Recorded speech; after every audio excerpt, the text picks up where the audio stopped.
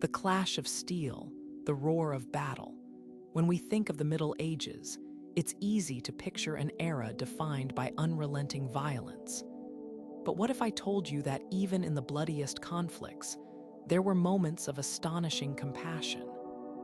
Beneath the shadow of war, humanity found a way to shine through. Today, we're uncovering 25 extraordinary acts of mercy that the darkness of medieval warfare. These aren't just forgotten footnotes.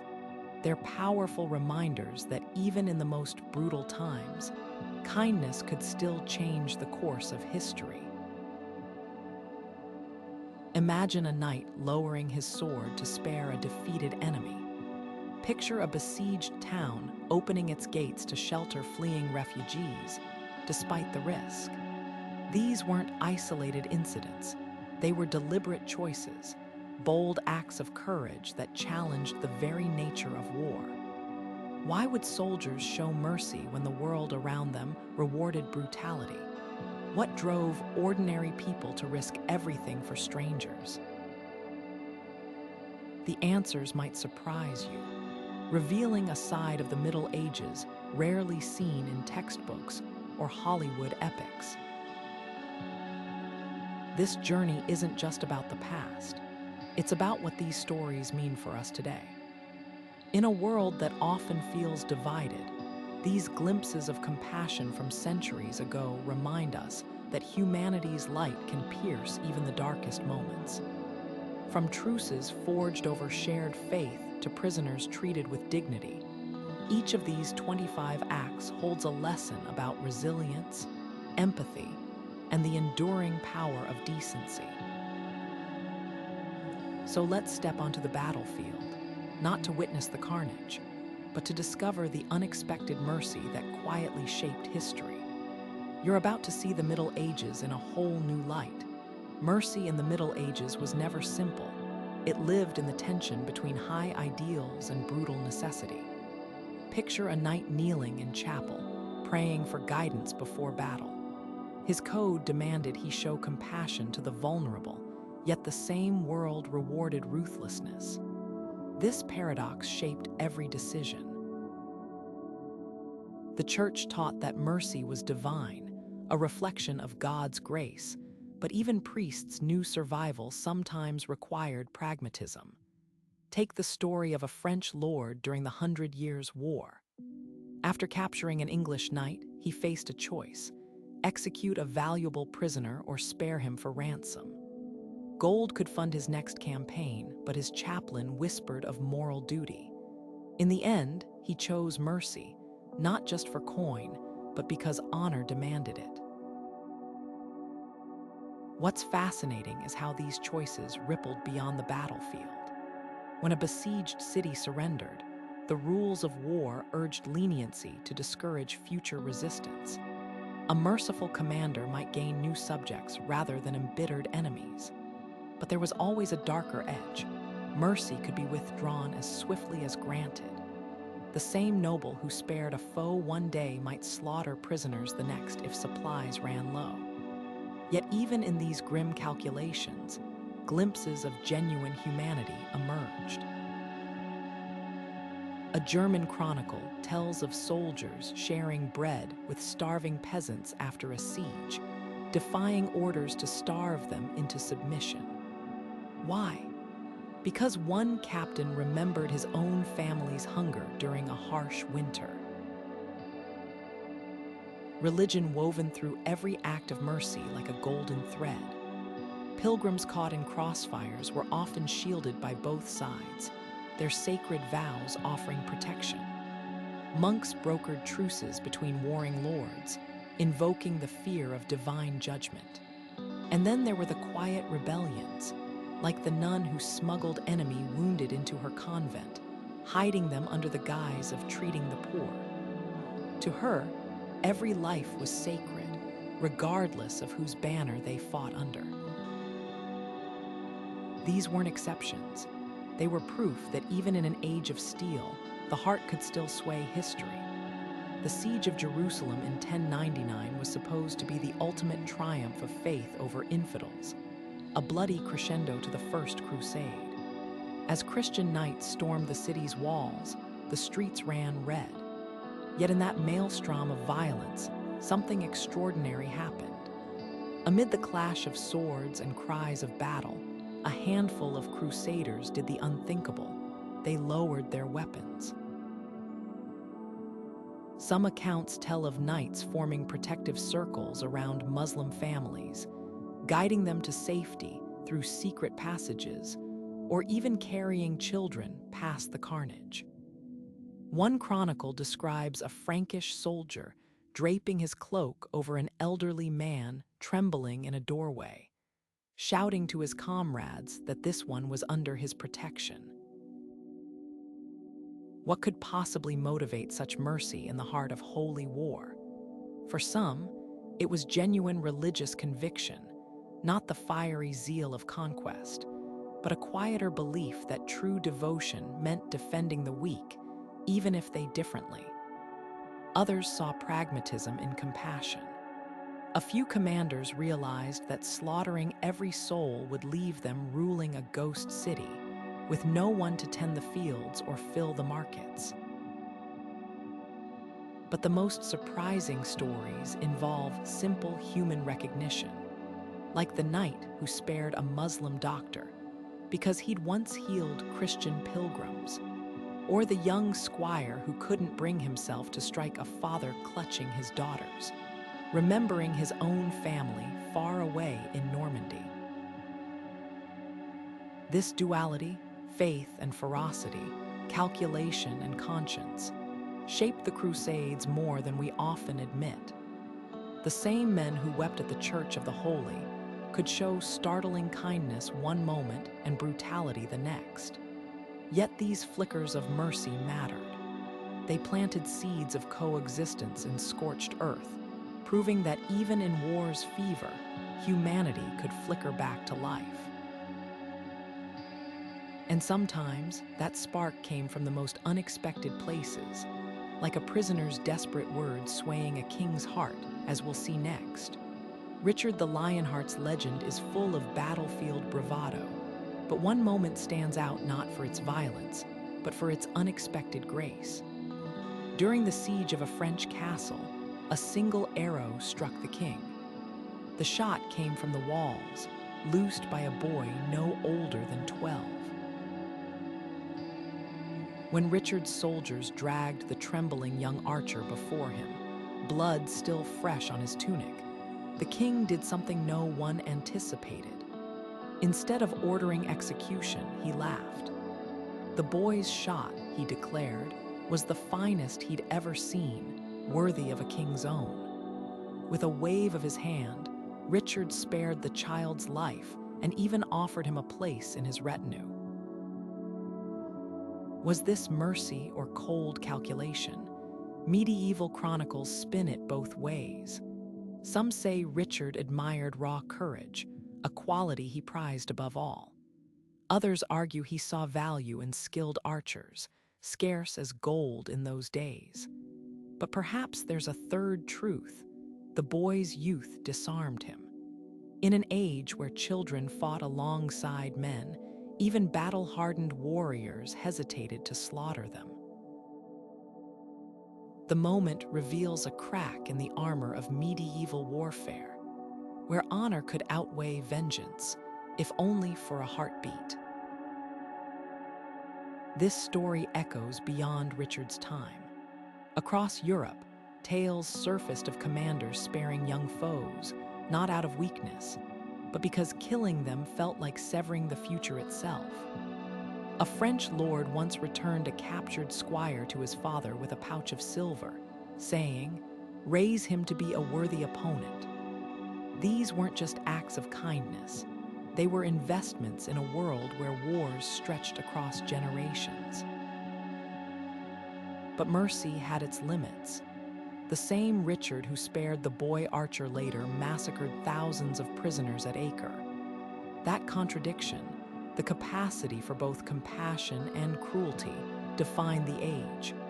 What made the difference? Often, it came down to a single human connection. A face glimpsed in the torchlight, a shared language, even a moment of humor could tilt the scales. Now, imagine a place where such scales always tipped toward compassion. Our next stop is a monastery where the rules of war didn't apply, where soldiers laid down their weapons at the gate, and the wounded found sanctuary, no matter their banner. The abbey of stood like an island of peace in a sea of war. While French and English armies scorched the countryside, its monks performed a quiet revolution. They nursed wounded soldiers from both sides under the same roof. Imagine the scene.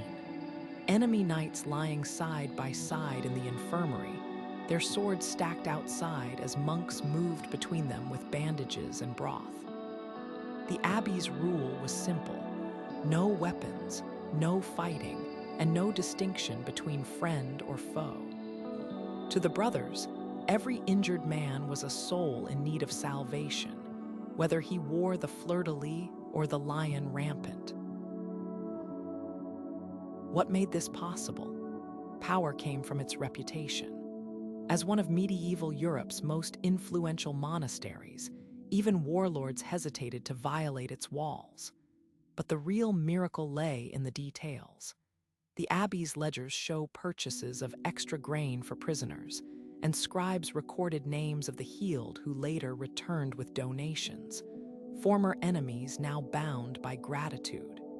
One English knight left a cryptic note in the guest book: "I came to burn this land. Instead, I found my humanity here." This wasn't just charity, it was political theater. By treating all wounded equally, the monks silently shamed the warring nobles. A chronicle tells of two rival commanders meeting in the cloisters, shamed into a temporary truce after seeing their men break bread together. The abbey's kitchens became unlikely peace tables, where shared meals softened hatreds. Yet the most profound acts were the smallest. A novice sneaking cheese to a starving prisoner, an elderly monk teaching a wounded archer to read psalms by candlelight. These moments didn't end wars, but they proved that even amidst chaos, someone still honored a higher law. And sometimes that law spoke through music. As we'll see next, when rival armies laid down their weapons not for prayer, but for a song. The winter of 1412 near Paris was so cold, even the rivers seemed to freeze mid-current. English and French troops, dug into opposite banks, had spent months trading arrows and insults. Then, on Christmas Eve, something miraculous happened.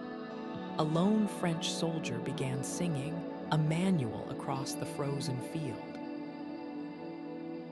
To his shock, an English voice answered with the same hymn in Latin.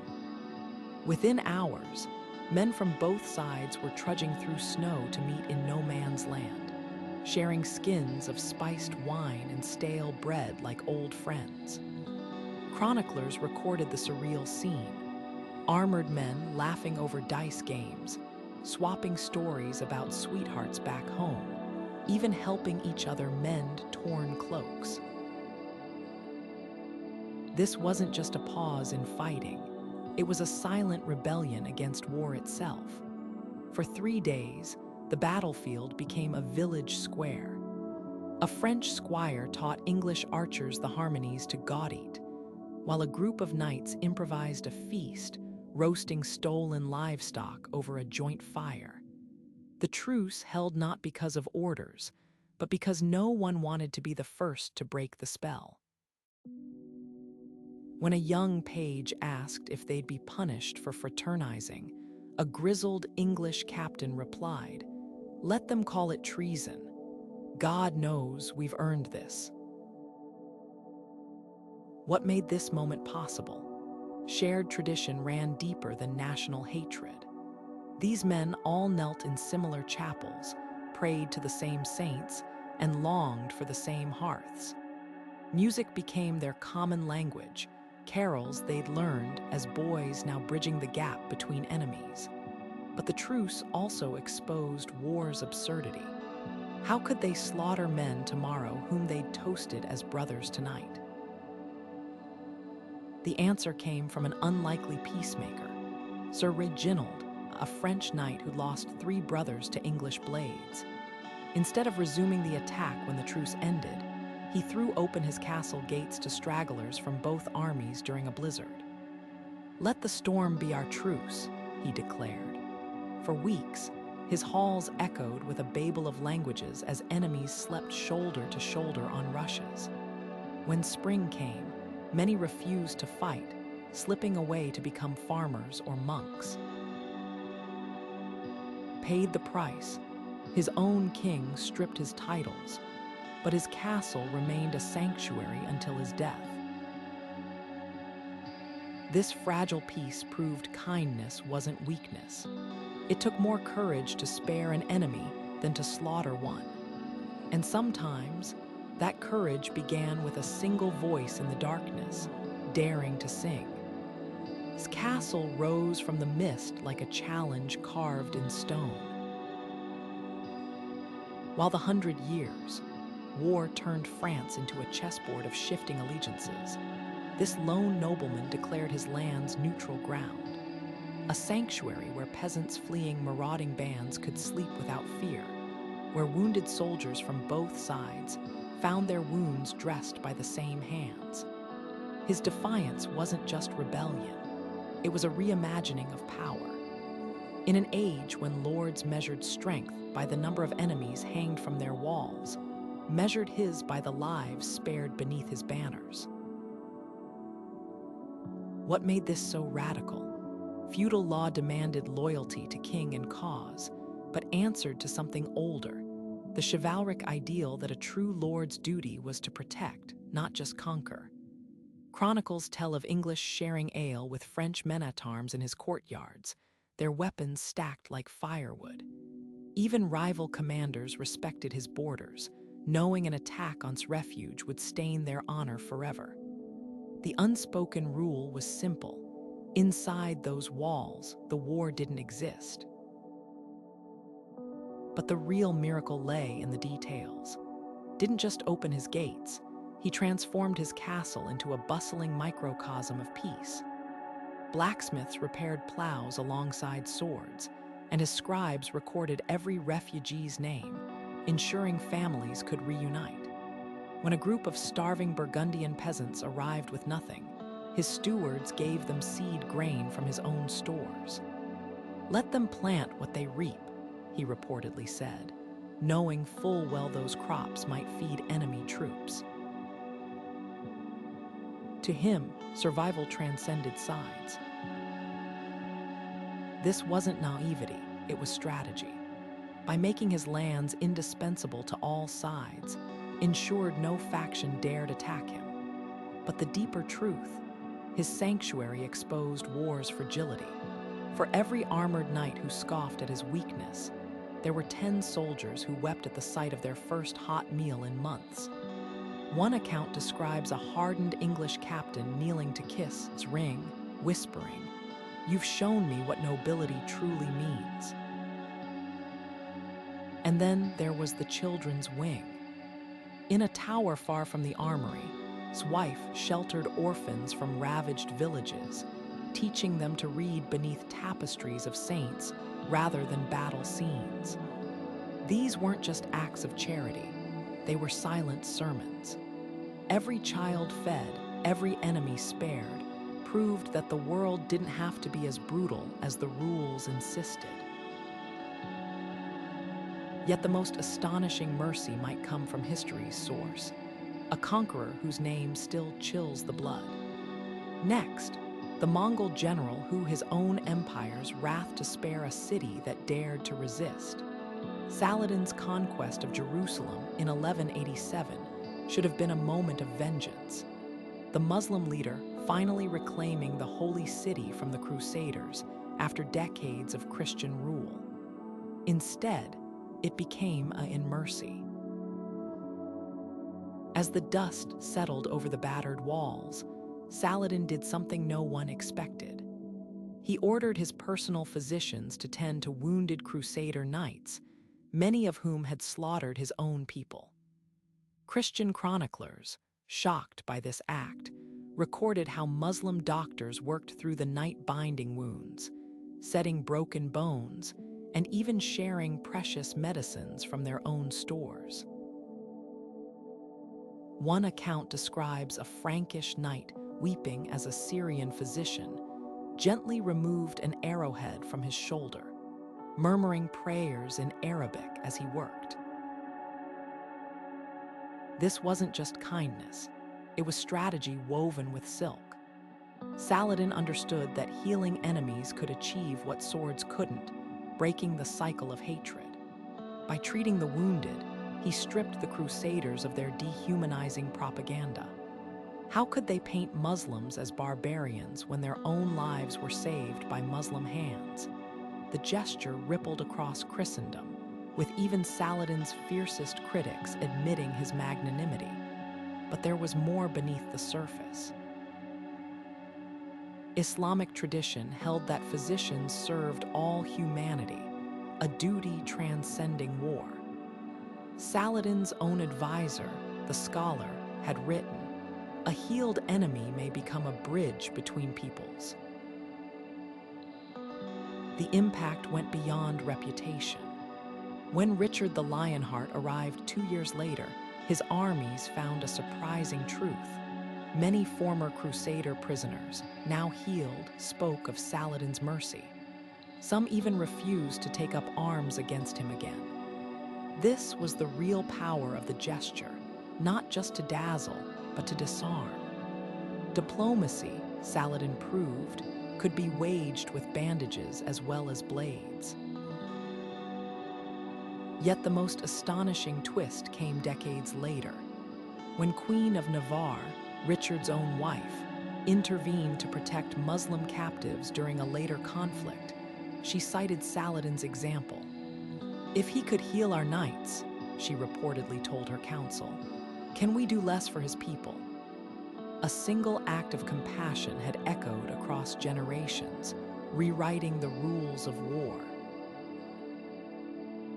And sometimes, those rules were rewritten not by kings, but by ordinary women, like the who smuggled babies across battle lines, stitching peace into the fabric of the next generation.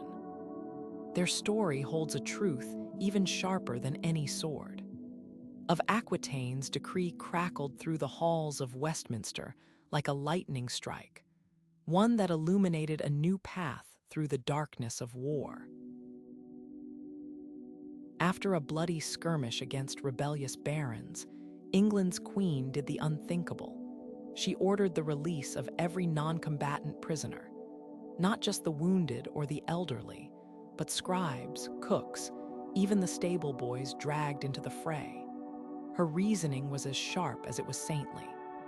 "Let Christian charity guide us," she proclaimed, "for even the smallest sparrow deserves God's mercy."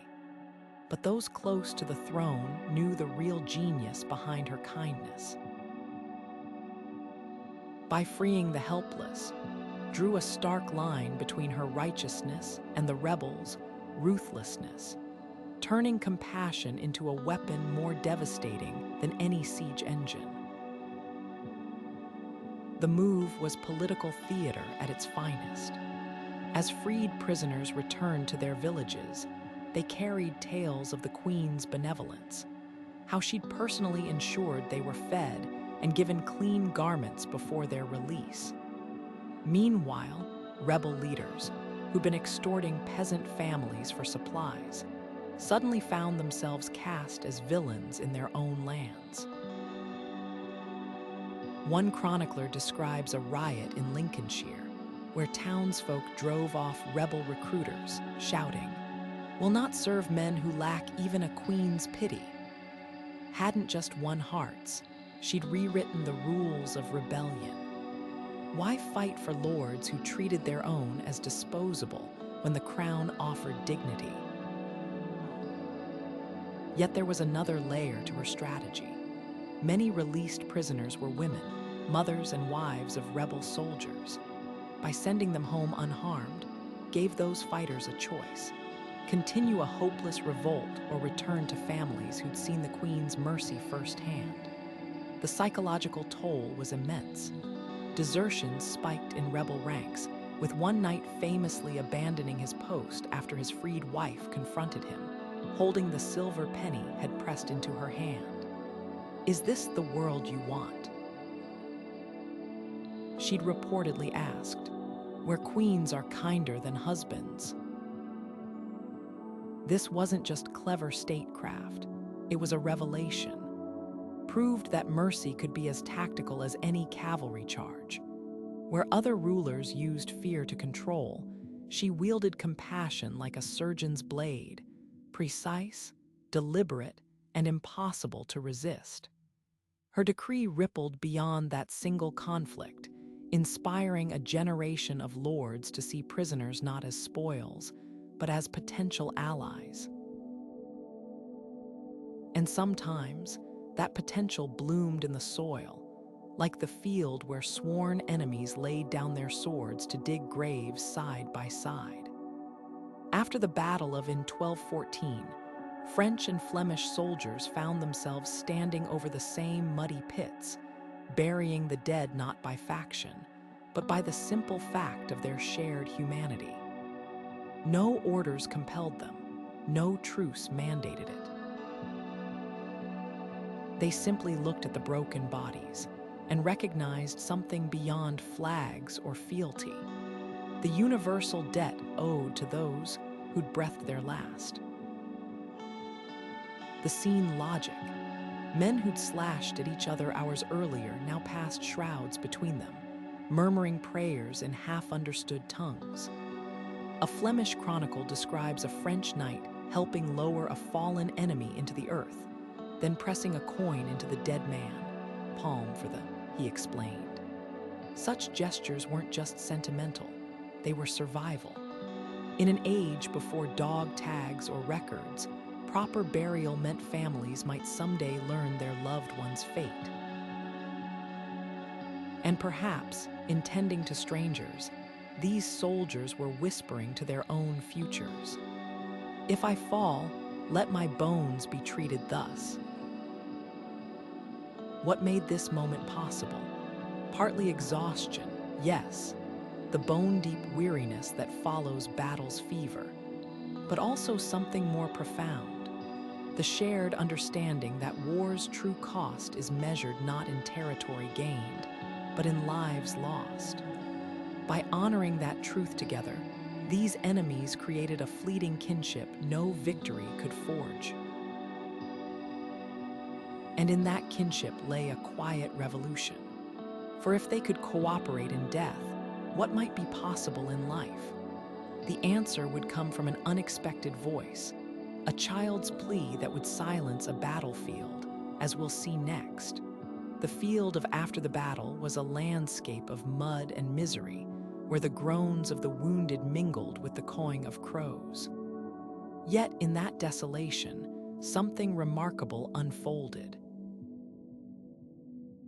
English archers and French knights, men who had slaughtered each other hours before, found themselves kneeling in the same churned earth, digging graves side by side. No orders compelled them, no truce mandated it. They simply looked at the broken bodies around them and recognized a truth deeper than loyalty or language. Death made equals of them all. Priests moved between the trenches, their Latin prayers rising like smoke over both friend and foe. A Burgundian chronicler recorded the surreal sight of an English chaplain blessing a French knight's corpse, while a Norman monk anointed an English brow.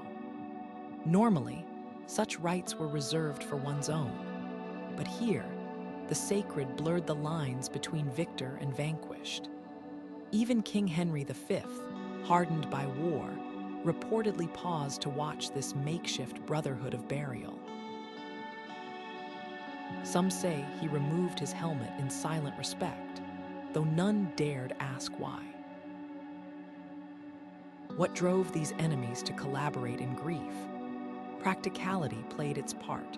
Rotting corpses bred disease, and neither side wanted plague festering in the fields. But the deeper answer lies in the unspoken rules of medieval warfare.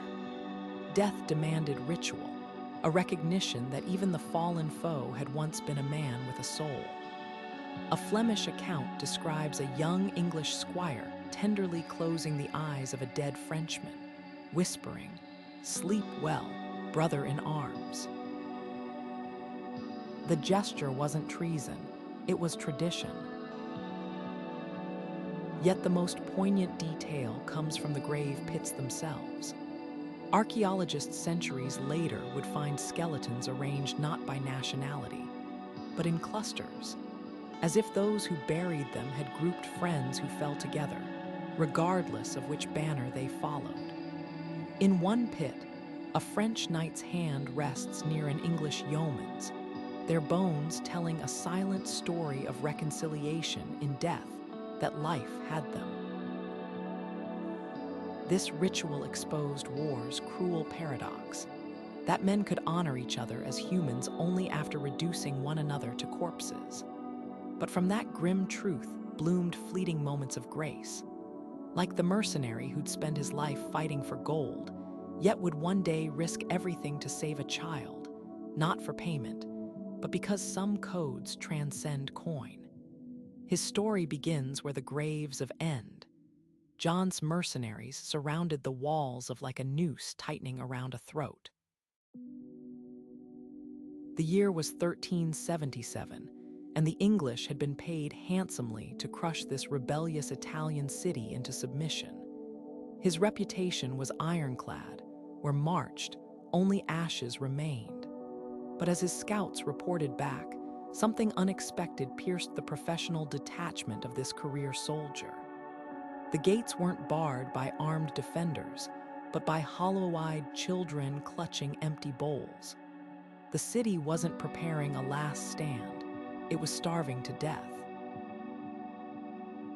What happened next every expectation of medieval warfare.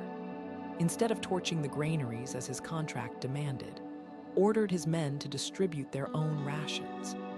Chroniclers describe the surreal scene, battle-hardened mercenaries pouring sacks of flour into the hands of skeletal women, while he himself walked the streets, tossing coins to beggars. When his employer, the furious papal legate, demanded an explanation, supposedly replied, "I sell my sword, not my soul." This wasn't just sentimentality, it was a calculated risk. New raising would stain his name forever in a land where mercenaries relied on reputation. But the deeper truth, the sight of those children had unraveled something in him. A man who'd spent decades viewing cities as profit centers suddenly saw them as collections of human lives. His ledger books from that month show an extraordinary entry: for bread given, no charge. The aftermath reveals the paradox of medieval mercy. His defiance cost him the Pope's gold, but won him something more valuable: the awe of Italy. Within months, cities began bidding for his services, not just for his brutality, but for his unexpected humanity. A Florentine diplomat wrote, "He destroys when he must, but spares when he can, and therefore all trust him more." Never forgot. Years later, when lay dying in exile, the city secretly sent a physician to ease his pain. The doctor brought a gift from the survivors, a loaf of bread, baked from the wheat of fields had left unburned. In that simple offering lay a profound truth. Sometimes, the mercies we show others become the hands that lift us when we fall. And hands stretched across enemy lines in the most astonishing way during the siege of Damietta, where a crusader and a sultan discovered that kindness could be the ultimate strategy. The Peace of Westphalia is often remembered for redrawing Europe's political map, but beneath its grand declarations lay a quieter revolution, one fought with bread rather than borders. As diplomats haggled over territories in 1643, another negotiation unfolded in candlelit, a secret pact to feed the war's countless displaced families. While princes debated sovereignty, their aides smuggled lists of ravaged villages into the treaty's margins, allocating grain shipments and promising safe passage for relief convoys. One clause even mandated that abandoned mills be rebuilt before fortresses, a staggering priority shift for an era obsessed with military might. Why bury such mercy in secrecy? Because these acts the very logic of war. Publicly admitting the need for aid would have been an admission of failure, proof that decades of conflict had achieved nothing but ruin. Yet the negotiators, many of whom had seen children gnawing on tree bark during the talks, couldn't unsee what they'd witnessed. A Bavarian delegate's diary reveals the truth. We came to divide lands, but found ourselves dividing loaves instead. The relief operation that followed was as ingenious as it was unprecedented. Neutral Swiss merchants became covert supply runners, their wagons marked with diplomatic seals to deter looters. Abbeys along the Rhine turned their crypts into granaries, while returning soldiers were paid extra to carry seed sacks instead of plunder. The treaty's hidden mercy didn't just save lives, it rewrote the rules. For the first time, feeding civilians became part of peacemaking, not just an afterthought. But the real unsung heroes were the women who turned clauses into action. Like Sister of Strasbourg, a nun who used the treaty's safe passage guarantees to smuggle refugee children across enemy lines. Disguising them as choir boys during pilgrimages, she exploited the very religious tensions the war had inflamed to shield the innocent. Her ledger, discovered centuries later, lists over 300 names, each paired with the village she returned them to when the fighting ceased. In the shadow of history's grand treaties, it's these silent acts of courage that truly rebuilt the world. Now, imagine a battlefield where mercy arrived not from diplomats or nuns, but from the source of all, the soldiers themselves. Our next story begins with a single drumbeat that stilled an entire war. The crypt beneath Sisters' convent smelled of damp earth and candle wax, but to the desperate souls who found refuge there, it was the sweetest air they'd ever breathed. In the chaos of the 30 Years' War, as marauding armies turned Germany's countryside into a wasteland, this unassuming Benedictine nun transformed her monastery's cellar into a subterranean sanctuary.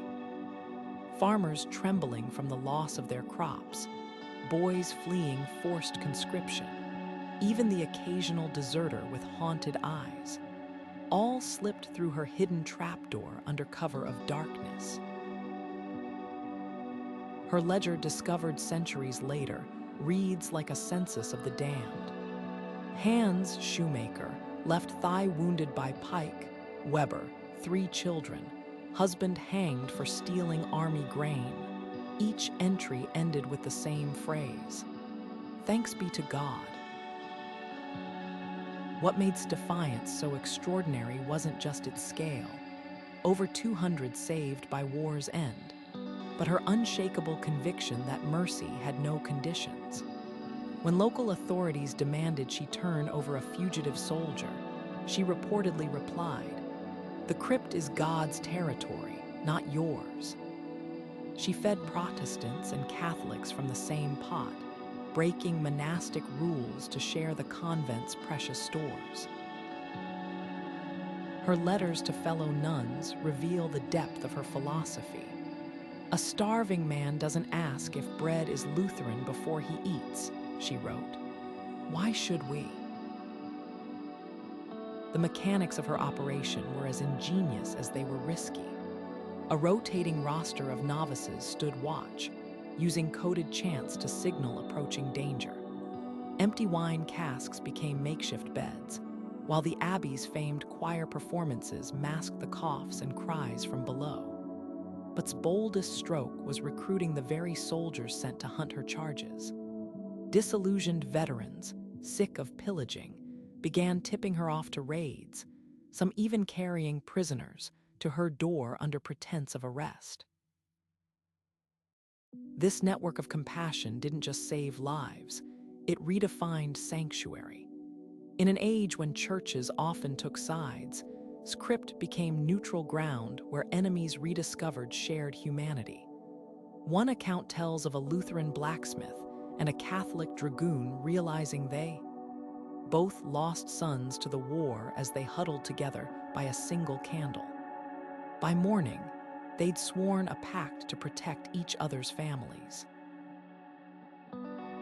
Yet the true testament to this legacy came decades later. When the war ended, survivors returned to rebuild their villages, not as strangers divided by faith, but as brothers forged in that dark cellar. The convent's walls still bear their graffiti, names scratched into stone beside dates and the simple word "he lives." And sometimes, life triumphed in the places, even on the dueling grounds where two knights discovered that honor could mean more than vengeance. Their story begins with crossed swords and ends with an embrace that stunned a kingdom. The tournament field fell silent as Sir William Marshal lowered his sword. Moments before, the air had been thick with the clash of steel and the jeers of the crowd. A young squire had publicly accused England's greatest knight of treachery, demanding satisfaction in combat. The boy, fueled by anger and inexperience, fought recklessly. Marshal could have ended it with a single stroke. Instead, he disarmed his challenger with a twist of his blade, sending the youth sprawling into the mud. What happened next would become legend. Rather than claiming victory, Marshal reached down, hauled the trembling squire to his feet, and said, "You fight with courage, but rage makes a poor shield." This wasn't just mercy, it was in chivalry. Medieval duels weren't merely tests of skill, they were public spectacles where reputations were forged or shattered. By sparing the boy, Marshal risked appearing weak. Yet his actions revealed a deeper truth about honor. True strength lay not in crushing opponents, but in elevating them. Chronicles describe how he took the squire into his household, training him not just in swordsmanship, but in the unspoken codes of knighthood, how to treat defeated foes, when to show restraint, why compassion could be mightier than any blade. Years later, that same squire would save Marshal's life in battle, shouting as he struck down an attacker, "I repay my debt." The story spread like wildfire through courts and taverns alike. Troubadours wove it into songs, turning Marshal's act into a blueprint for noble conduct. But why did this moment resonate so deeply? Because it exposed the paradox at the heart of medieval violence. Knights were trained to kill, yet their highest ideal demanded they protect the weak. Marshal resolved that tension by proving mercy wasn't the absence of power, it was power's wisest application. Yet for every knight who embraced this code, there were others who twisted it. Some saw chivalry as mere theater, donning its trappings while pillaging villages. That's what makes Marshal's choice so revolutionary. He lived the ideal when no one forced him to.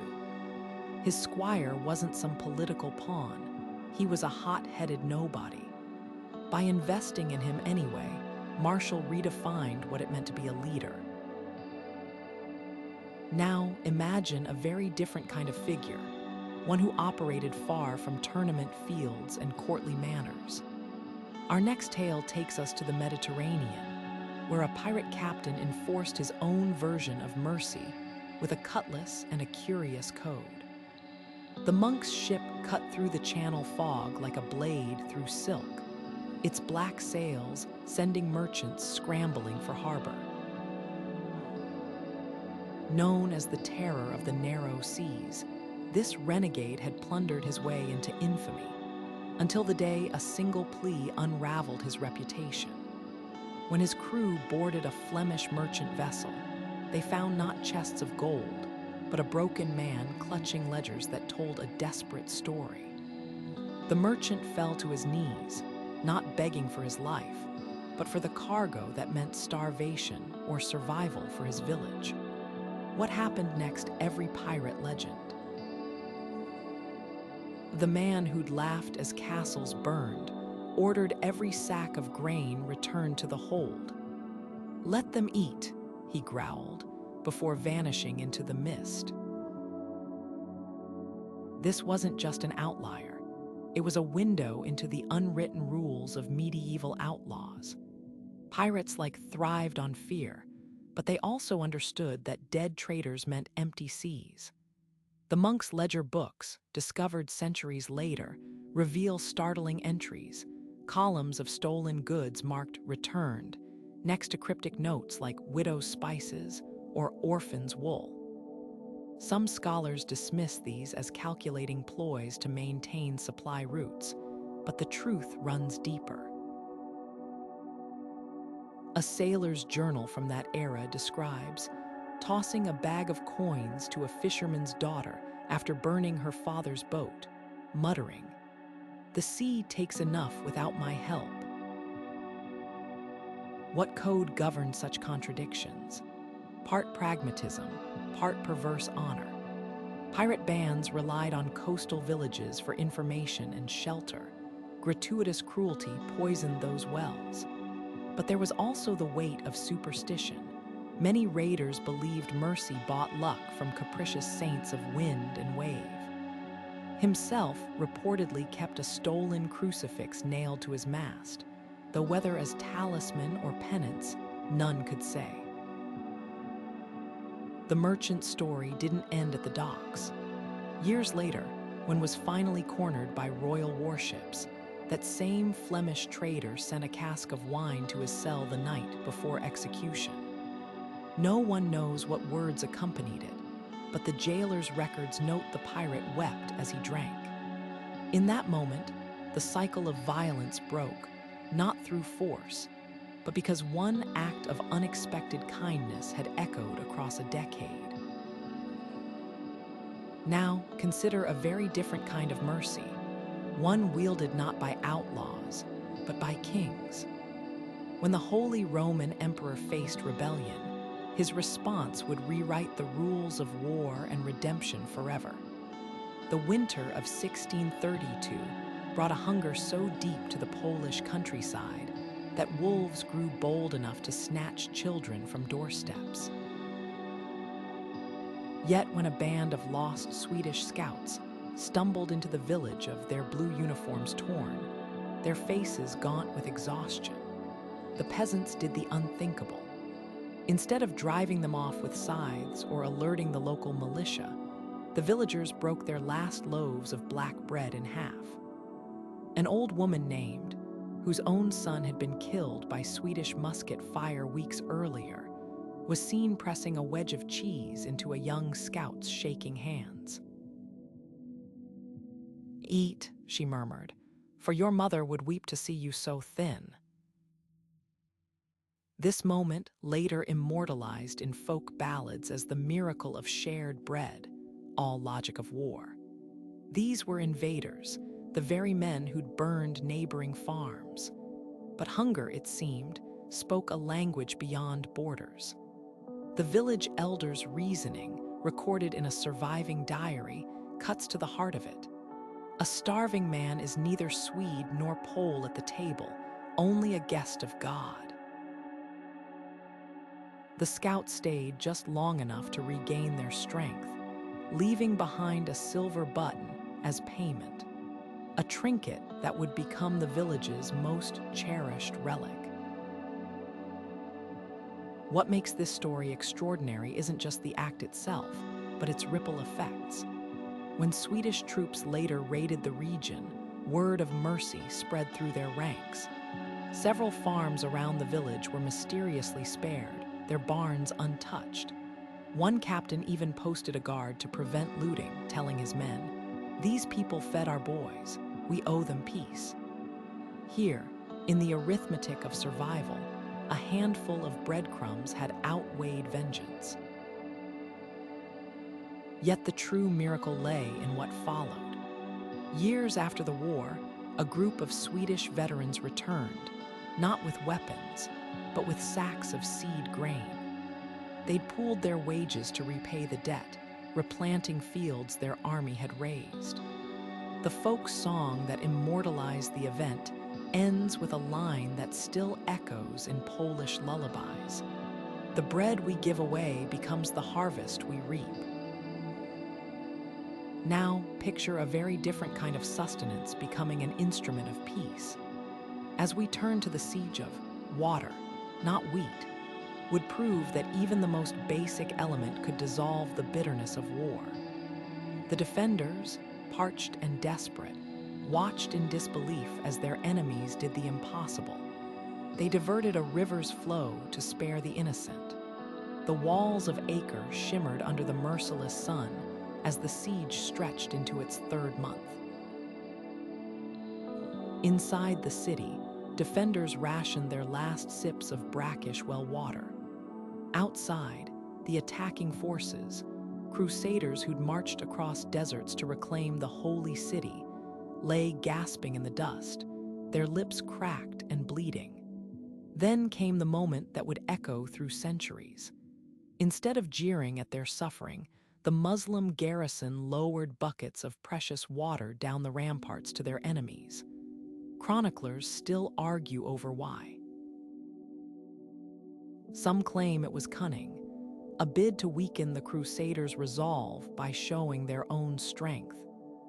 Others insist it was pure compassion, a gesture that transcended faith and faction. The truth may lie somewhere between. A surviving letter from a Frankish knight describes how the act shattered his comrades' morale far more than any arrow volley.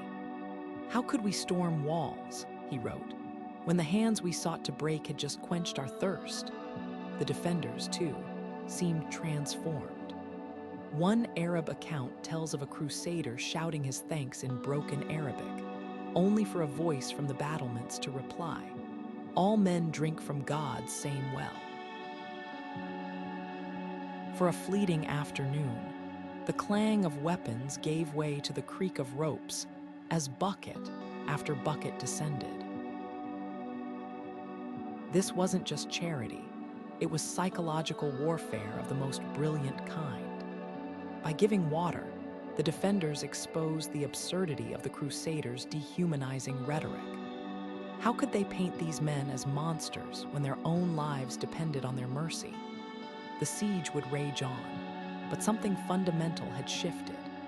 When Acre finally fell, the terms of surrender were surprisingly lenient, a sharp contrast to the bloodbaths that typically followed medieval sieges. Some historians believe that single act of shared humanity tempered the victors' wrath. Now imagine a mercy far more personal, one that flowed not from a well, but from a king's shattered ribs. Our next tale begins with a dagger in the dark and ends with a pardon that left a kingdom breathless. King Louis IX of France gasped as the blade pierced his side, the would-be assassin's face contorted with hatred. The year was 1230, and the young monarch had been kneeling in prayer when the strike came. His guards dragged the trembling attacker before him, already sharpening their swords for retribution. But Louis, clutching his bandaged wound, did something no one expected. He asked the man a single question: why? The answer, a garbled tale of injustice and a stolen inheritance, unlocked something in the king. Instead of ordering execution, he commanded his judges to investigate the man's claims. When they proved true, Louis not only spared his assailant but restored his lands. This wasn't weakness, it was wisdom crystallized in a moment of pain. Louis understood that mercy could disarm rebellion more surely than any executioner's axe. By hearing his enemy, he transformed a vengeful criminal into a living testament to royal justice. The story spread like wildfire, with troubadours singing of how the king's mercy had turned a dagger's thrust into a coronation of his legend. Yet the most astonishing detail comes from the assassin himself. Years later, that same man would lead a contingent of knights to rescue Louis during a disastrous crusade, shouting as he cut down attackers, "Repayment for a life." In the end, the king's wound became his greatest armor, not the scar on his side, but the lesson it taught him, that sometimes the strongest way to hold power is to let it go. Emperor's throne room fell silent as the guards dragged the disgraced noble forward, his dagger still glinting with the king's own blood. The air crackled with tension. This was no mere assassination attempt, but a betrayal by one of Hungary's most powerful lords. Every eye watched as pressed a hand to his wounded arm, his face pale but eerily calm. Then, with a voice that carried to the farthest corner of the hall, he uttered words that would redefine his reign. "Kingship is grace." With those 3 syllables, he pardoned his would-be killer, shocking even his closest advisors. This wasn't just forgiveness, it was political theater at its most brilliant. By sparing the noble, transformed a moment of vulnerability into a showcase of strength. Chronicles describe how the pardoned man collapsed weeping at the king's feet, his hatred undone by the very mercy he'd sought to destroy. Meanwhile, the court buzzed with whispers. How could any future conspirator justify violence against a ruler who turned the other cheek? The act cemented his reputation as a monarch who wielded compassion like a scepter, proving that true authority didn't rely on fear alone. Yet beneath the spectacle lay razor-sharp strategy. The noble's family controlled vital borderlands. Executing him risked rebellion. By showing clemency, gained not just a loyal vassal, but a living advertisement for his magnanimity. Years later, when the same noble troops to defend the crown against invaders, the emperor's gamble paid dividends no army could match. This duality, theatrical grace paired with cold pragmatism, defined medieval rulership at its finest. A king's mercy was never just kindness. It was currency, diplomacy, and psychological warfare rolled into one. Understood that pardoning an enemy could demoralize 100 more waiting in the shadows. His act rippled beyond that throne room, inspiring lesser lords to mimic his restraint. One chronicler noted a sudden spike in pardons across the kingdom, as if the nobility had collectively realized. Brutality was easy, but mercy, that took real power. Now, picture a very different kind of grace, one practiced not in palaces, but in the blood-soaked mud of battlefields. As we turn to the battlefield surgeons of the Middle Ages, their oath held no grand proclamations, only a quiet promise to heal friend and foe alike, even as war raged around them. Their story begins not with a king's words, but with a linen bandage passed across enemy lines. Surgical tent stood like an island of calm in the chaos of the 14th century battlefield. While armies clashed outside, the French surgeon moved between cots with methodical precision, his hands equally gentle whether stitching the wounds of a French knight or an English archer. His contemporaries called it madness, wasting precious medicines on enemies who might kill again. But scribbling notes by lantern light saw deeper. "A wound speaks no language," he wrote, echoing Hippocrates. "It only begs to be healed." This radical philosophy didn't just challenge medieval norms. It planted the earliest seeds of modern medical neutrality. His battlefield journals reveal astonishing details. He recorded treating a Burgundian nobleman and a common Flemish pikeman side by side, using the same linen bandages soaked in wine.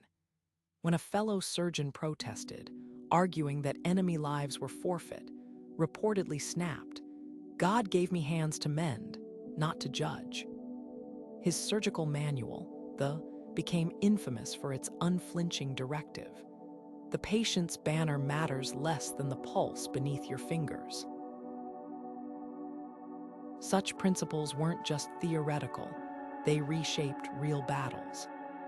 At the Siege of Tournai, his insistence on treating both sides led to an unofficial ceasefire every dawn, when wounded could be carried to his tent without fear of arrows. What made this possible? Partly pragmatism.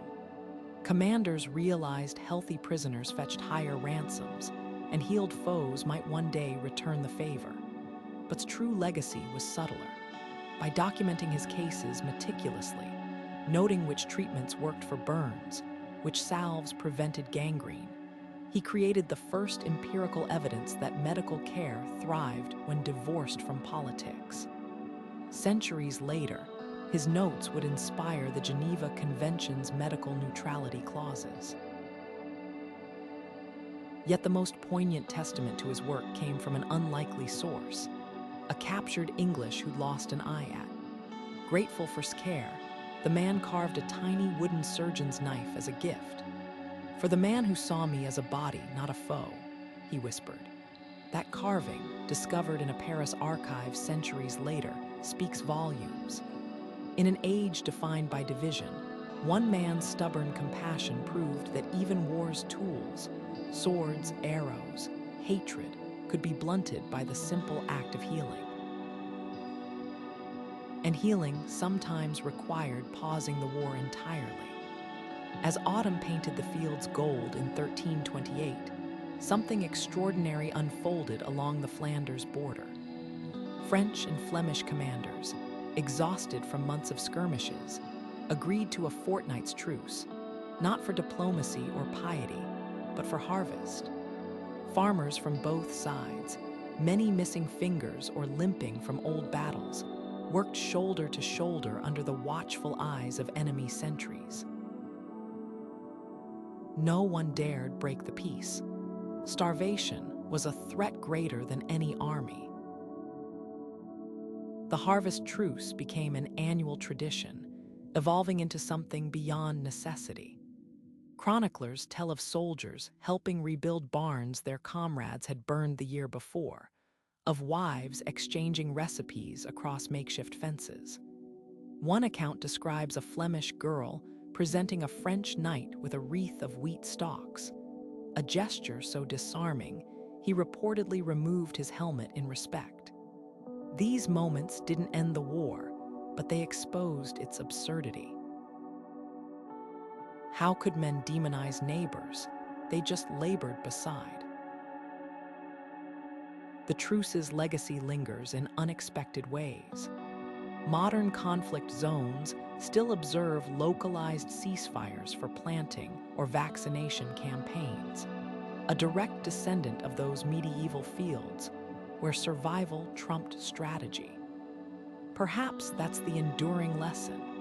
When swords are set aside for something as universal as bread, even enemies remember they're human. Now picture a mercy that didn't wait for truces or treaties, one that flowed from the of hearts. Our next story begins with a bandit chief who turned his mountain hideout into a refuge, proving that redemption could bloom even in war's harshest soil. The fields of Flanders in 1380 should have been silent except for the clang of swords. French and Flemish armies had spent the summer carving scars into the earth with their battles. But as the first autumn chill touched the air, an extraordinary thing happened. Without a single treaty or formal declaration, enemy soldiers stepped back from the trenches, leaning on their spears like farmers resting on hoes. For 6 weeks each year, the harvest truce held sway, an unspoken pact that even the bitterest warlords dared not break. Peasants who'd cowered in cellars now moved freely between armies, their scythes flashing in the same sun that glinted off abandoned helmets. What made this possible? Necessity, of course. Starving armies win no wars, but also something deeper. Medieval warfare ran on grain as much as gold. A lord might burn his rival's fields in spring, but by harvest time, even he needed those very crops to feed his own troops through winter. The truce wasn't kindness, it was survival into ritual. Yet within that pragmatism flickered moments of genuine humanity.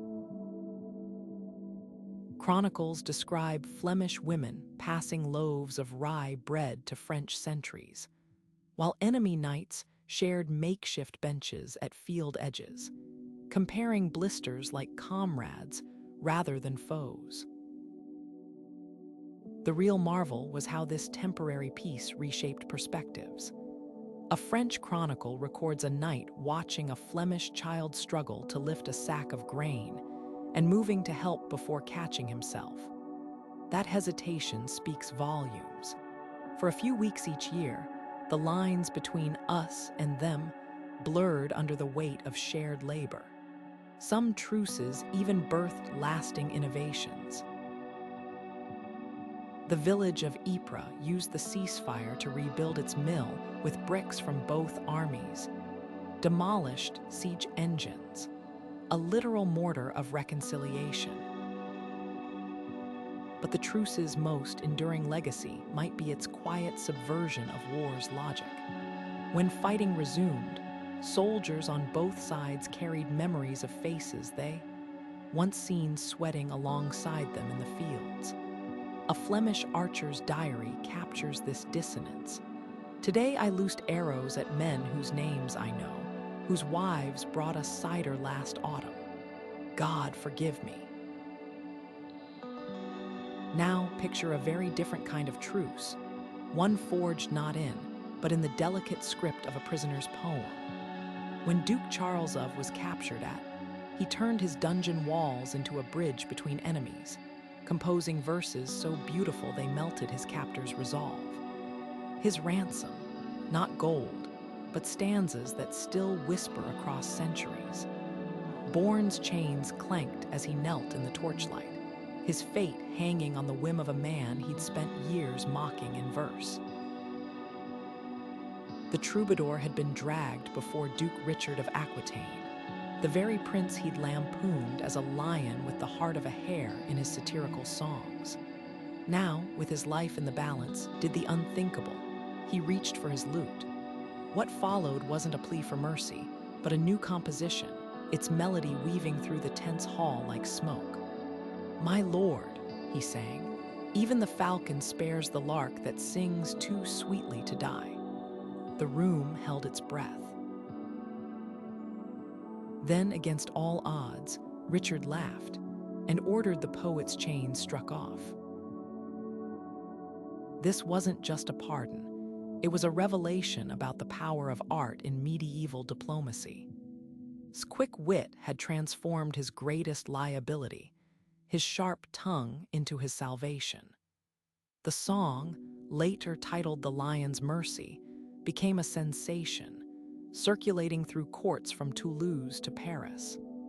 Its lyrics, praising Richard's magnanimity, ironically cemented the Duke's reputation far more effectively than any battlefield victory. Suddenly, nobles across Europe began commissioning poets to document their acts of clemency, realizing that verse could immortalize their honor in ways steel could not. But the story holds a deeper truth. His ransom wasn't paid in gold or land, but in something far more precious, cultural capital. By sparing the troubadour, Richard gained not just a court poet, but a living advertisement for his mercy. Every time the lion's mercy was sung, it whispered to potential rebels, "See how generously I treat even my critics."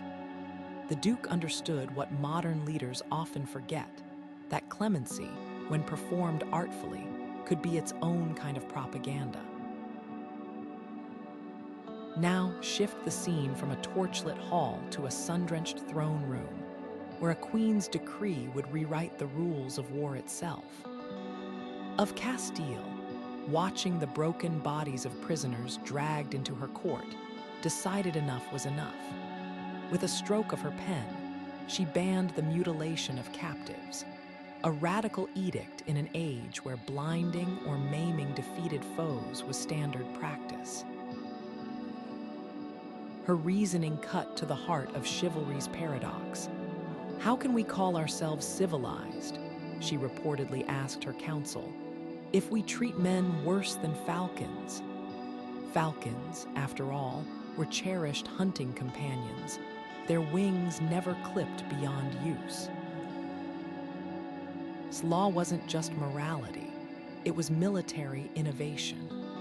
By guaranteeing humane treatment, she undercut enemy resolve. Why fight to the death when surrender meant dignity? Chroniclers noted a surge in swift surrenders across her realms, as garrisons calculated that an intact life under rule was preferable to a mutilated one elsewhere. The Queen took this further, establishing the first prisoner registries. Scribes recorded each captive's name, rank, and home village, ensuring families could negotiate ransoms.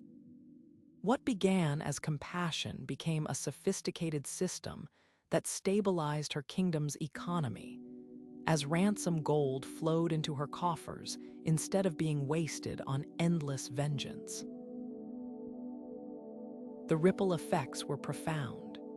Other monarchs, seeing success, began adopting similar measures. Within decades, the practice of systematically mutilating prisoners dwindled across Western Europe. But the real testament to her legacy came from an unexpected source. The minstrels who once sang of battle glory now composed ballads about the queen who taught lions to sheath their claws. In a world where kings measured power by the screams of their enemies, had proven that mercy could be the ultimate display of strength. And sometimes, that strength came not from thrones, but from the of figures, like the baker's daughter who smuggled bread to starving prisoners, one loaf at a time, until her small acts of defiance became a legend whispered through dungeon walls. Queen of Georgia sat beneath her golden canopy, listening as her generals urged her to make an example of captured rebels. The year was 1200, and her kingdom's borders bristled with threats. When the War Council demanded executions, reached for her quill instead of her seal, what emerged from her hand wasn't a death warrant, but one of history's first protections for prisoners of war. "Let no captive be deprived of bread or blanket," her decree declared, "nor suffer mutilation, lest his captor lose both hands in turn." The punishment was shocking, but so was its brilliance. By threatening violators with the very atrocities they might commit, turned justice into a mirror. Her law code, steeped in Byzantine ideals of Christian mercy, went far beyond empty proclamations. Scribes were ordered to record every prisoner's name and origin, ensuring families could arrange ransoms. Surgeons received royal funding to treat wounded enemies, while merchants caught overcharging for prisoner food faced heavy fines. But the most revolutionary clause: captives skilled in crafts or farming were to be employed at fair wages, their earnings held in trust until release. This wasn't just ethics, it was economic genius.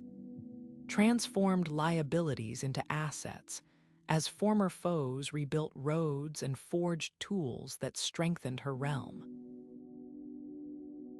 The impact rippled beyond Georgia's mountains. When a Seljuk warlord besieged one of her fortresses, his envoys surprised him with baskets of fruit from the orchards tended by his own captured men. The message was unmistakable. Her mercy nurtured what others would have destroyed. Chroniclers tell of the warlord kneeling in the dust, his sword laid across the baskets in surrender. "A queen who tends my soldiers like vines," he reportedly said, "will bear the grapes of peace." Yet's greatest legacy came from an unexpected confession. During a campaign in Armenia, her troops cornered a rebel force in a monastery. Just as swords were drawn, a young priest stumbled forward with a chest of church relics and a stunning admission. The rebels, he revealed, had sheltered here for weeks, eating the monastery's stores. By canon law, this sacrilege meant they forfeited their right to sanctuary. The priest could have sealed their fate with silence. Instead, his honesty gave a choice: slaughter defilers of holy ground or uphold her own laws. She chose mercy. "If God's house can forgive stolen bread," she declared, "shall my justice be less generous?" The rebels were disarmed and put to work rebuilding what they'd taken. That moment captured philosophy perfectly. Her mercy wasn't weakness, but a different kind of strength, one that disarmed enemies by honoring their humanity. Years later, when Mongol scouts reached Georgia's borders, they found fortresses manned by former prisoners who'd chosen to stay and defend the queen who'd treated them as men, not spoils of war. In the annals of medieval warfare, few lessons ring louder. Sometimes, the mightiest weapon is simply giving an enemy the chance to become something else.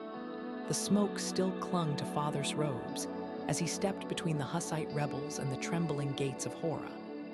The year was 1420, and Bohemia burned with religious war, radical reformers against Catholic loyalists, brother against brother. The town's fate hung by a thread. Its walls were already splintered under the rebels' battering rams. But instead of brandishing scripture to condemn the attackers, the priest did something that froze both sides in their tracks. He fell to his knees in the mud, his voice raw with grief. "I have failed you all," he confessed, listing his own sins before God and the crowd: pride, anger, even his secret envy of the very men now holding torches to the thatch roofs. "If this town must burn, let my soul burn first." Silence swallowed the battlefield. The rebels, many of them former peasants who'd known as a humble village cleric, lowered their axes. Here was no lofty preacher demanding submission, but a broken man mirroring their own anguish. One chronicler describes a rebel captain tossing his torch into a puddle, muttering, "How can we punish sinners when even priests admit they're no better?" The assault faltered. By nightfall, his confession had spiraled through the ranks, and the order to sack the town was quietly withdrawn. This wasn't just a reprieve, it was in spiritual leadership. Understood that in times of holy war, the loudest voices often drown out nuance. By embodying humility instead of authority, he'd exposed the hypocrisy of violence done in God's name. His act rippled far beyond Hora. Within weeks, other priests began emulating his approach, disarming mobs, by admitting their own failings first. The Hussite chronicles, typically brimming with tales of martyrdom, now included an unexpected refrain: "The truest sword is the one never drawn." Yet the story's deepest lesson lies in its aftermath. The town saved didn't become a Hussite stronghold or a Catholic bastion. It became neutral ground. Artisans from both factions eventually rebuilt its charred churches together. carving symbols of both traditions into the same altarpieces. One surviving panel shows kneeling between a rebel and a monk, his hands resting on their shoulders as if to say, "See how alike you are." Now shift the scene from a smoldering battlefield to a scaffold in Burgundy, where another kind of mercy was about to unfold, one that would hinge not on words, but on a single, silent gesture. The condemned man's noose was already knotted when the executioner's daughter dashed forward, pressing a sprig of rosemary into his bound hands. "For remembrance," she whispered, invoking an old custom meant to comfort the dying. The crowd, primed for spectacle, suddenly stirred with unease. Why show kindness to a thief? But the girl's act cracked something open. By the time the sheriff read the sentence, voices rose in protest, first a few, then dozens. The execution was stayed, not by decree, but by the quiet rebellion of a child's compassion. These moments' confession, the girl's rosemary, reveal an uncomfortable truth about medieval justice. Mercy often flowed not from laws or lords, but from the very people least empowered to grant it. A priest without an army, a girl without a name, each proving that the smallest crack in hatred's armor could flood the world with light. And sometimes, that light came from the keepers, like the pirate admiral who turned his ship into a floating sanctuary, or the leper king who welcomed his enemies, wounded into his own hospice. Their stories begin where the gallows leave off, in the spaces between right and wrong, where grace waits patiently to be chosen. The executioner's axe glinted in the morning sun as Don knelt on the scaffold, his hands bound behind him. The crowd buzzed with anticipation. This was no ordinary execution, but the final act of a blood feud between two of Castile's most powerful families. Just as the blade began its descent, a ripple tore through the gathered nobles. A young woman in a white veil pushed through the ranks, her voice cutting through the murmurs like a knife. "In the name of Our Lady of Mercy," cried the daughter of mortal enemy. She flung herself between the knight and the executioner, her outstretched hands clutching a rosary. Gasps erupted as the Duke, her own father, froze mid-command. This wasn't just a daughter's impulsive plea. It was a meticulously choreographed performance of medieval gender roles. Knew exactly which strings to pull. By invoking the Virgin Mary, she tapped into a deep cultural script, the idea that women, as spiritual intercessors, could soften men's hardened hearts. Chroniclers would later paint the scene with strokes of divine intervention, but the truth was far more strategic. His father couldn't refuse without appearing both impious and unmanly. What kind of noble rejected the Virgin's symbolic plea delivered by his own child? The Duke's grudging nod wasn't just mercy, it was social theater at its most potent. What happened next reveals the layered politics of such pardons. Wasn't simply freed, he was bound to his family through a web of obligations. Forced to swear fealty to his former enemy, he became a living testament to their magnanimity. But the real stroke of genius came when the Duke arranged marriage to his younger brother, weaving the two houses together. What began as a scaffold-side drama became a dynastic alliance that would shape Castilian politics for decades. Yet the story's most enduring legacy lies in its afterlife. Within a generation, his plea had been immortalized in devotional paintings across Spain, the moment recast as a Marian miracle rather than a noblewoman's savvy maneuvering. Pilgrims flocked to the chapel built on the execution site, where priests preached that mercy could bloom even in hatred's shadow. the lesson wasn't lost on future generations. When Queen Isabella, the Catholic, later pardoned rebellious nobles, she deliberately echoed gesture, draping herself in the same imagery of feminine intercession. This gendered mercy wasn't unique to Castile. From French courts to German merchant towns, medieval women often played this role, softening justice with their perceived innocence. A Florentine chronicle tells of a wool merchant's wife who saved a rival's life by offering him a ceremonial cup of wine, invoking the biblical. In Ghent, a guild leader's daughter halted a mob by leading them in prayer for their intended victim. These acts weren't spontaneous outpourings of compassion, but carefully staged demonstrations of power disguised as vulnerability. The paradox is striking. In a society that barred women from formal authority, mercy became their covert domain, a sanctioned way to influence events without overtly challenging male rule.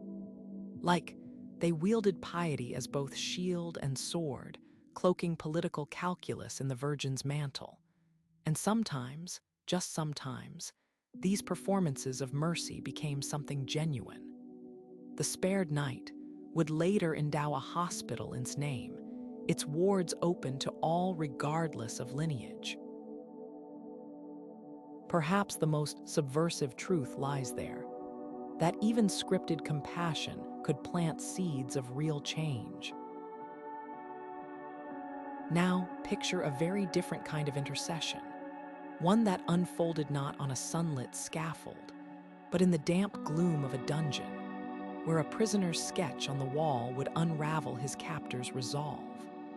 The fields outside Toulouse lay eerily still that morning in 1173, the dew sparkling like scattered diamonds where armored feet should have churned the earth into mud. But instead of clashing steel, the air carried an unexpected sound, women's voices, clear and unshaken, weaving through the ranks of stunned soldiers. Dozens of, their hair uncovered as if in mourning, had formed a living wall between the armies of Count and Duke Henry. Their hands held no weapons, only relics and rosaries, their faces pale but resolute. "Strike through us if you must," one woman called to the cavalry, her words slicing through the tension. "But know that every widow you make today will answer to God before you do." This was no spontaneous protest. It was a meticulously planned act of defiance. The women, many of them wives and mothers of men on both sides, had spent weeks exchanging secret letters across enemy lines. A surviving parchment from the Duchess of Aquitaine's archives reveals their strategy. Let them see their daughters' faces in ours, their mothers' hands clutching ours. Their gamble hinged on medieval chivalry's deepest contradiction. The same code that glorified war also demanded knights protect women at all costs. By positioning themselves as both victims and arbiters, these turned societal expectations into a weapon for peace. The standoff's aftermath reads like something from a troubadour romance. Chroniclers describe hardened knights weeping as they dismounted, their lances lowered in shame. Duke Henry himself, known for his temper, reportedly removed his helmet and knelt before his sister-in-law, the Countess of Provence, murmuring, "Your courage has unmanned me." But the real victory came in the negotiations that followed. With the women now seated at the council table, an unthinkable breach of custom. The treaty drafted that day included unprecedented clauses: safe passage for peasants during harvests, protections for convents, even a yearly truce of ladies, where disputes would be mediated by a council of. What makes this moment extraordinary isn't just the halted battle, but how these women leveraged their limited agency. Formal power, they weaponized their perceived fragility. A Burgundian monk's account captures the paradox. They came as supplicants, but ruled as queens. Their influence rippled far beyond Toulouse. Within a generation, similar interventions cropped up from Navarre to Normandy. Women blocking castle gates with their bodies, throwing their veils over burning siege engines, even smuggling their children into no man's land to force ceasefires. Now shift the scene from those sunlit fields to a candle-lit scriptorium, where a different kind of bridge was being built, not with bodies, but with ink. The letter in question wasn't penned by a queen or noble, but by a merchant's wife in. Its contents so explosive it would alter the course of a war. Addressed to her, sister in Christ, across enemy lines, its opening lines cut to the heart of their shared dilemma. How many more sons must we bury before men see the arithmetic of their folly? This wasn't mere correspondence. It was a blueprint for subversion. The letter, preserved in a Vatican archive, detailed how women could exploit their roles as household managers to stifle conflicts. Withhold grain reserves to starve armies of supplies, it urged. Redirect funds meant for mercenaries to ransom prisoners instead. Most daringly, it proposed a network of peace widows, women feigning mourning, to move freely between factions, gathering intelligence. The letter's author, one dame, framed it as maternal duty. If men wage war as children play at sticks, then mothers must scold them home for supper. The document's survival is itself a testament to its impact. Intercepted by a cardinal's agents, it was nearly burned as heresy until its recipient, a French baroness, had it, and distributed through convent networks. Soon, variations appeared, annotated by nuns, embellished by troubadours, even read aloud in market squares. Authorities tried dismissing it as feminine sentimentality, but the genie couldn't be. By the century's end, the letter's tactics had inspired everything from tax boycotts to the famous bread riots of 1204, where women in 6 cities simultaneously flooded the streets with loaves to shame warlords into negotiations. These stories, the Toulouse standoff, letter, reveal a hidden thread in medieval history. While chroniclers obsessed over kings and conquests, peace often grew from the quieter rebellions of those told to stay behind castle walls. Their weapons weren't swords, but the very constraints imposed upon them, turned with breathtaking audacity into instruments of change. And sometimes, that change arrived through the humblest of messengers. Our final tale begins not with a noble's decree, but with a kitchen maid's whispered warning to an enemy soldier, a moment of compassion that would unravel an entire campaign. The siege of Belgrade had dragged into its 3rd week when the messenger slipped through Hungarian lines, his cloak sodden with rain and his hands clutching no weapon, but a folded parchment. Inside the Ottoman camp, disease and hunger gnawed at the besiegers as fiercely as the defenders' arrows. The letter, penned by the Ottoman commander Ali Bey, made no demands, no threats, only a simple plea for the civilians trapped between armies. "The children cry for bread," it read, "and even the rats have abandoned us." What happened next every rule of medieval warfare? The Hungarian warlord who'd spent a lifetime battling the Turks gave an order that stunned his officers. "Open the gates. Let the bakers' carts pass." This wasn't surrender. It was something far more revolutionary. Chroniclers describe a surreal truce where Hungarian soldiers escorted Ottoman provision wagons through their own fortifications, their swords sheathed, while flour sacks trundled toward enemy lines. The act carried enormous risk. Any one of those carts could have concealed weapons or assassins. Yet's gamble revealed a profound truth about siege psychology. By showing mercy to the enemy's helpless, he undermined their will to fight. A Turkish diarist recorded the moment starving soldiers saw the bread arrive. Some wept, others kissed the Hungarian banners. How could we sharpen arrows against men who fed our babies? Historians still debate motives.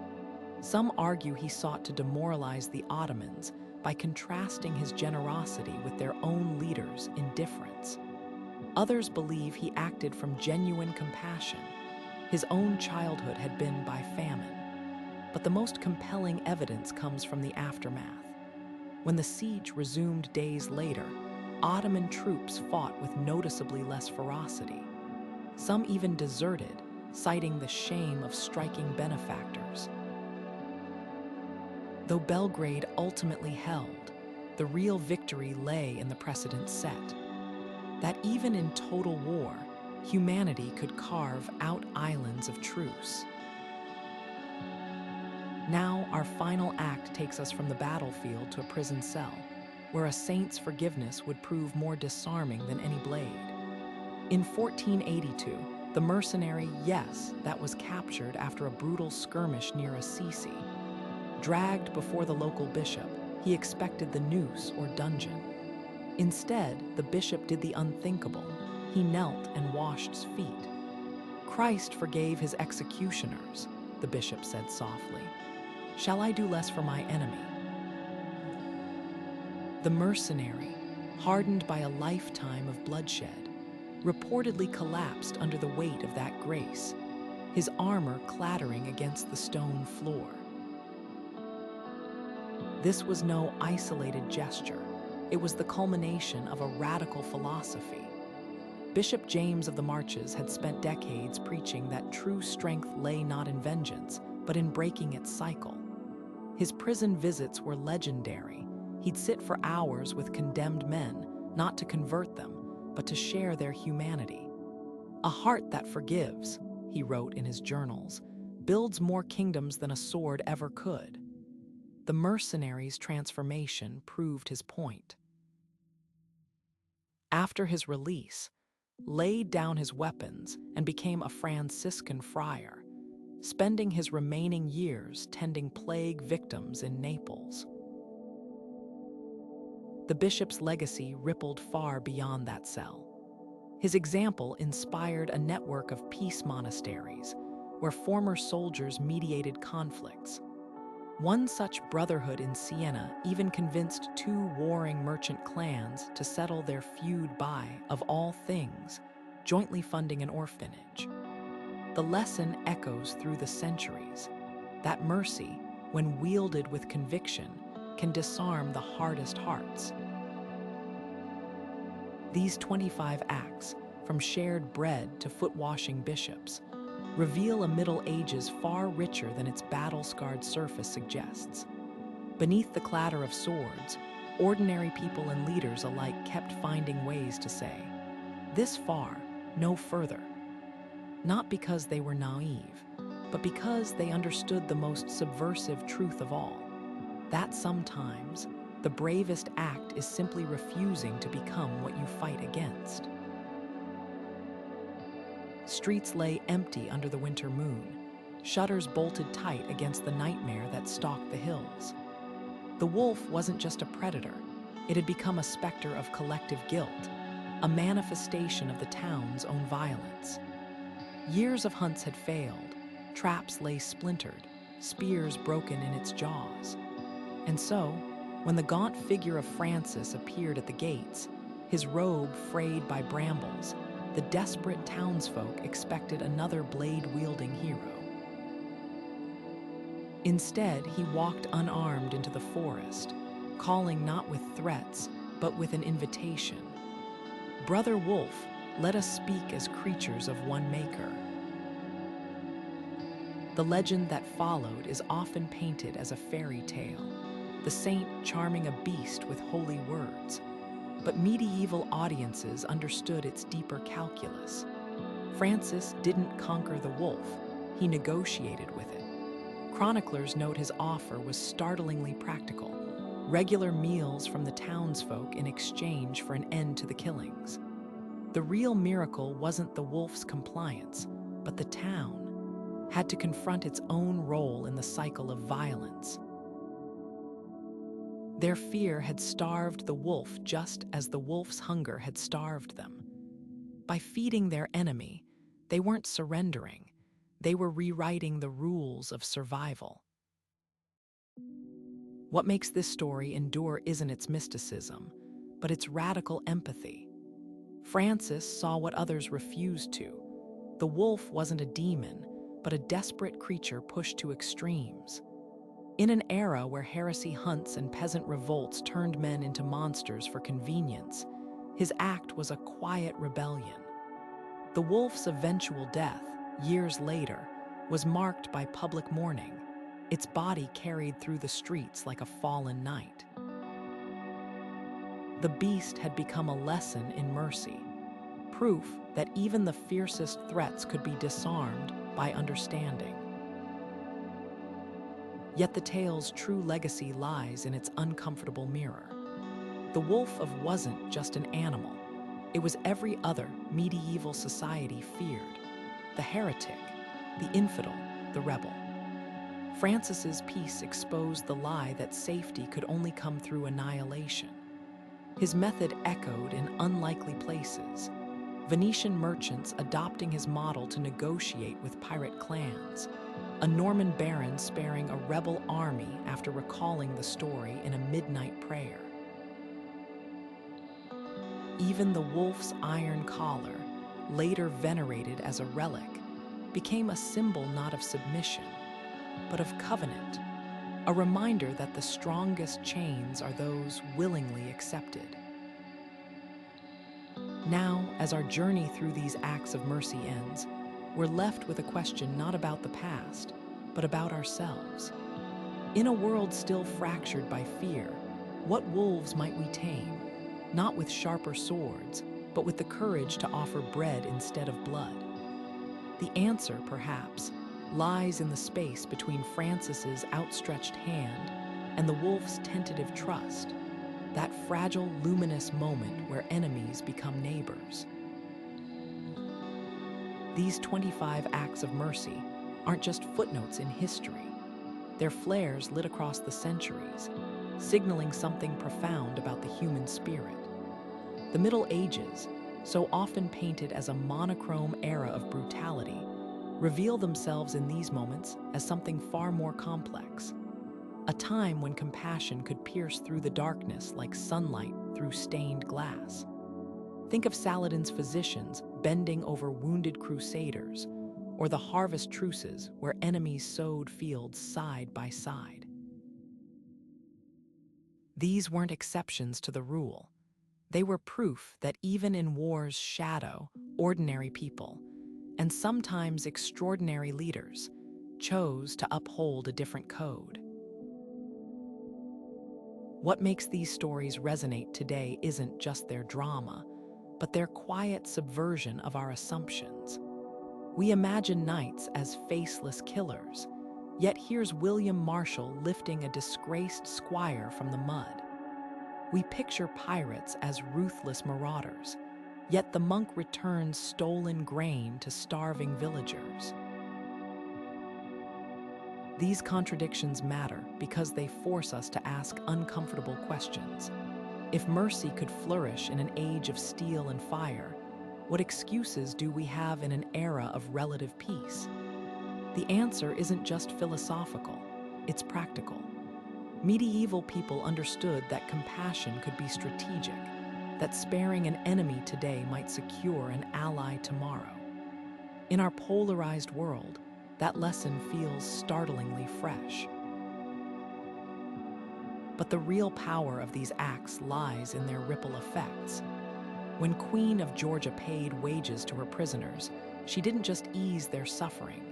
She transformed them into builders of her kingdom's roads and bridges. When the women of Toulouse stood between armies, they didn't just stop a battle, they birthed a tradition of female-led truces. Mercy, it turns out, isn't just a moral choice, it's a catalyst. Every loaf shared, every life spared, every wound bandaged sent tremors through history we're still feeling today. So what do we take from these 25 candles in the wind? Perhaps this, that humanity's light has never been snuffed out, not even in the darkest ages. And if our ancestors could carve out pockets of grace amid the chaos, then surely we can too.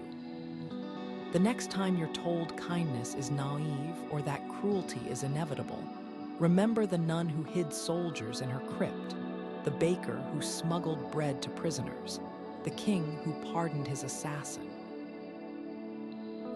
Their choices remind us that brutality is a choice too, and mercy is always an alternative. Now it's your turn. Which of these stories surprised you most? Could you imagine yourself making a similar stand? Drop your thoughts below. Let's keep this conversation alive. And if you've enjoyed this journey through the unexpected kindnesses of history, be sure to subscribe. There are countless more tales where these came from, of courage, compassion, and the stubborn refusal to let the world stay broken. Until next time, keep lighting your own candles. The darkness has never stood a chance against